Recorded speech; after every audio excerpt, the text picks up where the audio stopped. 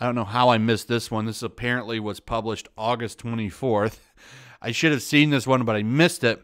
I only saw it because somebody posted it on Twitter the other day, and I was laughing because this is so ridiculous. Apparently, young people are intimidated by social media messages that use periods. So, properly ending a sentence with a period is apparently a signal that you're angry, and it can cause problems. This can't get any. What's going on with society? Can it get any worse? I don't know. I don't know. I thought this was funny. I'm not going to go too in depth on this, but apparently Generation Z has problems with people using a period, and they think it's older people that are having a problem with this. It's not them, it's you. Okay, for using it. How can you not see this? How can you not understand the problem here? So, I don't know what's going to happen to society in 100 years. I kind of wish I could be around to see it because I think it's going to get even worse. But, what can we do? Not just periods, by the way. Hiking is a problem. This is newer. Hiking has a diversity problem. These BIPOC groups are working to fix it. Hiking is now racist. That's right, hiking. Something you can drive around and just look for a wooded area and get out of your car and walk into and explore for free is now problematic. Going out in nature, which doesn't cost anything to do, is now a problem. Now, this is kind of baffling. I don't know what it so what's the cost problem here? The problem, what's the oppression problem here? When essentially hiking, which you go to an area which is usually free. I can think of tons of places around me right now that I can drive to, which, it could take anywhere from 5 minutes to an hour, depending on where I want to go, and do it completely for free. There's tons of parks that are open. You just park your car and then you just walk on in. There's nobody else there, so there's not really any oppression because there's nobody there to tell you no. It's not like the trail entrance has some kind of gatekeeper, okay?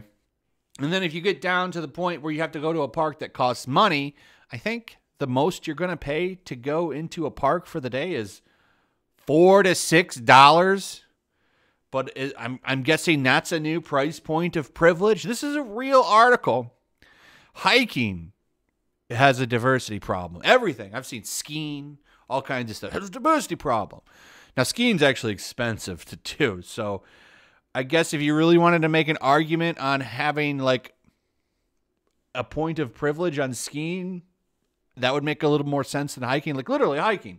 The only barrier there is being able to travel to a spot and doing it. And there's plenty of free places to go and do this, but it's an issue. An area in nature, a trail where you're not going to really encounter anybody. There's places you can go and be alone and hike is apparently a problem now and is a sign of oppression. Okay. And if you live in a city, by the way, like you moved to the city to be in a city, I'm sorry that you don't have places to go do real hiking.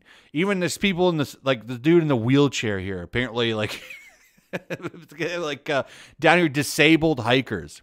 Listen, okay. What are we supposed to do there? So are we supposed to put like real wheelchair ramps in the middle of the woods now? Like it's getting ridiculous. Like, so, and wouldn't that cause a rift in the nature community? Like the people that are looking out for, nature and trying to like talk about climate and all of this stuff. And then you're going to go and you're going to put wheelchair ramps in the forests all over the place. I mean, when does this stuff stop? Okay. And I agree with this statement where American Hiking Society says the outdoors should be a place of healing and enjoyment for all. Yeah, absolutely. Luckily, everyone can do it. Look at all these groups here.